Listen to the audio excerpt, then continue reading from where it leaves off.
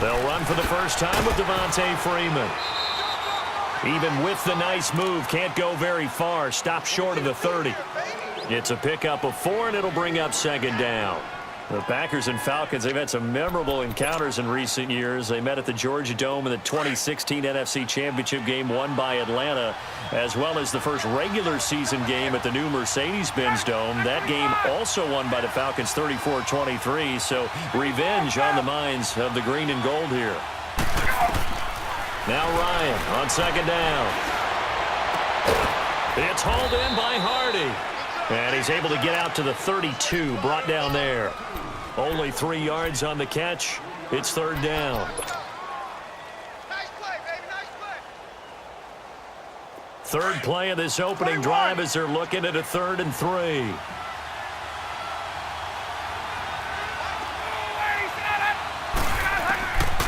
From the shotgun, Ryan. And that is incomplete. Blake Martinez, the linebacker, was there in coverage to disrupt. They could game catch the ball in the backfield a week ago, and they're going to try and involve him in that way in this game as well. But you can tell scouting is taking over. They're making it a little bit more difficult. Yeah, defensively, they told us, hey, we've got to take him out of the passing game, limit it to just short runs, because he can really impact this offense. He was only asked to punt once in the victory last week as he sends this one away.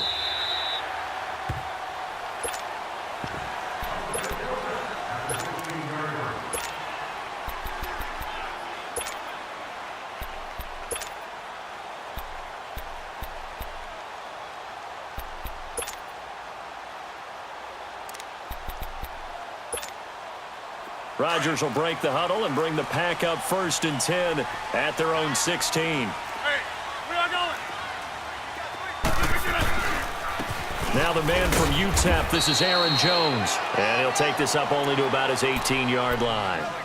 2 yards on the carry there. It'll be second down. Defensively here, you're facing a top 5 team in terms of points scored in the NFL. So when they're that high-powered, you've got to find a way to hold them under 20, because to me, that's the magic number. 20 points scored, you give yourself your best chance to win. So if they're up around 24, 28, 30, they could be in some trouble. And I think so, because then you turn it into a shootout, and that means your offense has to keep pace.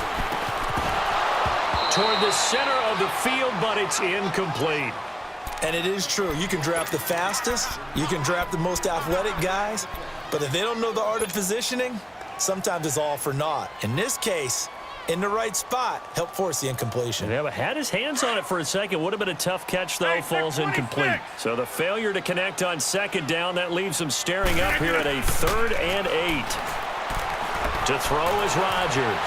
Flushed out right. Now the pressure comes, and he goes down. Just inside the 10, back at the 9. Terrell McClain coming in to drop him for a loss of 8, and it'll be 4th down.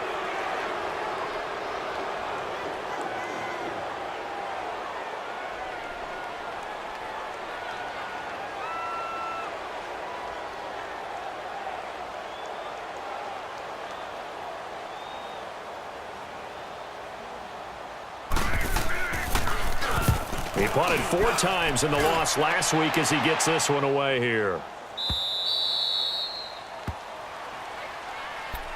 Here comes the Falcon offense now as they get set to take over here. The crowd may be losing just a little bit of the edge after back-to-back punts. They want some big plays. They want to see some offense. They want to see somebody break away, whether it's through the air or on the ground. Now it'll be interesting to see where the patience is on both sides. Each head coach, can you hang it? And that's caught inside the 30. A big play there, Ryan to Jones. And even 40 yards. Well, partner, I'm not sure how this drive's going to end, but how about the way they flipped field position there? A nice attacking play that picked up a heck of a chunk of yardage. So the big play gets them all the way down to the outskirts of the red zone here for 1st and 10. Throwing now, Ryan on 1st down. And it's intercepted at the goal line. Picked off by the Michigan man, Jake Ryan. And the return goes up to his own 17-yard line. Well, if you go by the numbers, you'll find as the temperature goes down, so does the passing efficiency. And now that we're in December, even the routine throws are going to be harder for the quarterbacks.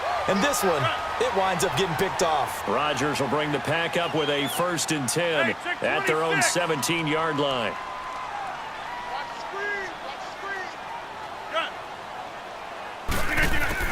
So after the INT, it's Rodgers. He couldn't quite hold it. Got hit. Ball pops out. Incomplete. That would have been a great catch, but it's real difficult to hold on to it because it was contested all the way. Would have been a great play if he'd been able to haul that one in. 319.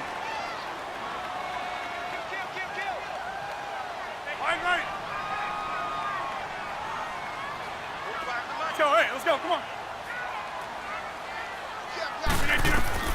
Rodgers again here on 2nd and 10. Into heavy traffic, and it's intercepted. Picked off by Keanu Neal. And they are going to set up shop at the 32-yard line. Well, when I saw the pressure coming at him, that just looked problematic. Hit him as he threw it, and the interception ensued. Let me pay homage to the man who stood in this spot before. He always talked about how much pressure is in the face of a guy, and can he step into a throw. And when you can't do that, oftentimes interceptions result. That's going to go as a loss of a yard, and it'll be 2nd down. An interesting and intriguing decision there defensively because they kept extra DBs on the field despite seeing the multiple tight end look that came out for the offense. I thought they were going to switch out of it. I didn't know if they felt they didn't have time or what the case was. Well, in any event, the extra speed allowed for great penetration as they stuffed that one behind the line of scrimmage. First catch there for Evans. Good enough for a 1st down. And when you're playing a quarterback with some experience and some moxie, you enter the danger zone when you decide to blitz him because if he's able to diagnose as he did on that play, he can hurt you downfield. He reads defenses so well, doesn't he? He really does, and the best part about that play for him, I don't think that was his primary target. I don't think so either. I think he had the read, figured out where the blitz was coming from, and went to a secondary target for a really nice game. Now a throw to the end zone on 1st down, but it winds up incomplete. Boy, you will not see a quarterback of his caliber miss on one like that very often. I mean, there it is, wide open, got the shot, and he misfires. We talk about, boy, he'll want that one back all the time. He definitely wants that one back. An incomplete pass on 1st down. That leads to a 2nd and 10. Here's Ryan, sliding out of the pocket, and he fires one that's intercepted. Picked off by Blake Martinez. He's got daylight, and a big return will get him all the way down to the 35. Well, I get what he was trying to do. He was moving to his right and trying to shift the coverage, but instead he shifted the coverage also to the right and threw right into it for an interception. Trying to shake off the interception, he'll look to throw. And it pops free. The collision there jarred the ball loose and brings up 2nd down. Even the greats in this game, and he certainly qualifies as one of them, they're going to have trouble if they continue to throw into double coverage. He better be careful. Throwing into too much double coverage might have a couple of them picked off. On 2nd down, it's Jones. And he's going to fight his way forward here for a modest gain. They get 6 here after the incompletion, and it'll leave them with a 3rd and 4. A quick burst there, and he nicely bit off a pretty decent gain. Well, they were handed great starting field position on this drive, but now they face a 3rd and 4. Hey, you got 319. Hurry up. Now Rodgers.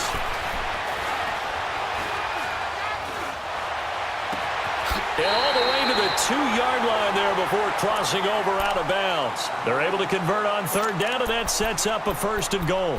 Took him 5 tries, but he is able to complete that first pass of the game. And could you hear the exhale all the way up here? Not just from him, coaching staff, offensive line, receivers. Now he's off the schneid. Can they get him going in a nice groove where he becomes a little more consistent throwing the football? Because you miss those first 2, but you get up the 0 for 4 range. That can be a little tricky, but able to settle in, hopefully. Yeah, now you won't have any confidence issues. Now you can kind of get it back, even with just 1 throw. Another shot from the 1 on 2nd and goal.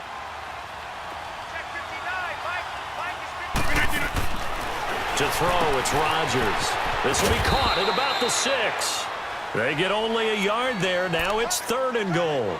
Well, it's tough to be a defender in today's NFL because there's so many things to account for in today's passing game, including the back sneaking out of the backfield.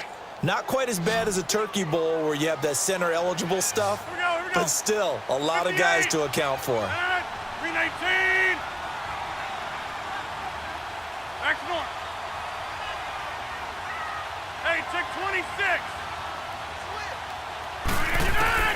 Rodgers now on 3rd and goal. That is caught by Cobb, and it's a Packer touchdown.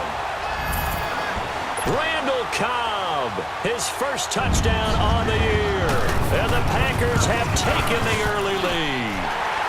And it's good to make it 7-0 Packers. The kickoff unit is out on the field, and they will send this one away. And they will not get a chance to return this one as it's through the end zone for a touchback. Here comes the Atlanta offense now ready to take over here. And 2 picks thrown here in this first half alone. We'll see how that affects him. Hey, let's go. Can't wait to see where his confidence is because the great ones, they'll throw 4 or 5 picks, and while it'll hurt their team, it won't hurt their confidence. They'll think something was just wrong with the ball or the wind or something is funny. It's never about them. That's how they stay so into the moment and into the game. Solid way to start the drive. 13 yards, picking up the first. So here's a 1st and 10 at the 38.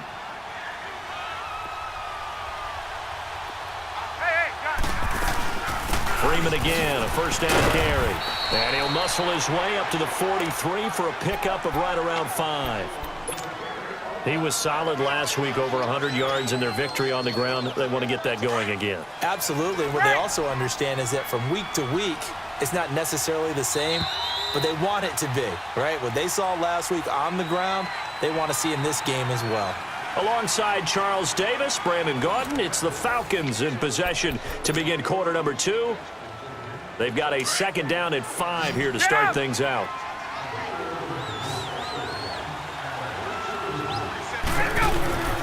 Out of the gun, it's Ryan. And for the 3rd time here in this half, it's intercepted. The first NFL pick for Jair Alexander. And the return here is stopped at the 35-yard line. You hear me laughing, partner, and I'm not laughing at the situation, but sometimes you just get yourself into a rut. It's hard to shake yourself out of it.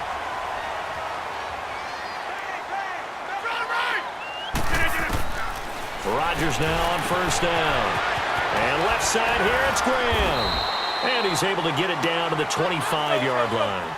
10 yards on the pickup there, and it'll be 2nd down. Seeing that play and understand just how tough it is to cover tight ends, especially the ones running around the NFL nowadays, makes me glad I didn't make it in that league. I would have had a really difficult time. But now you get to sit up here with me. Yeah, and that's fun, isn't it? And what a really nice game right there on 1st down for them. Now look out, Rodgers lost the football. And the Falcons say they have it, they do. Well, partner, they went empty set there.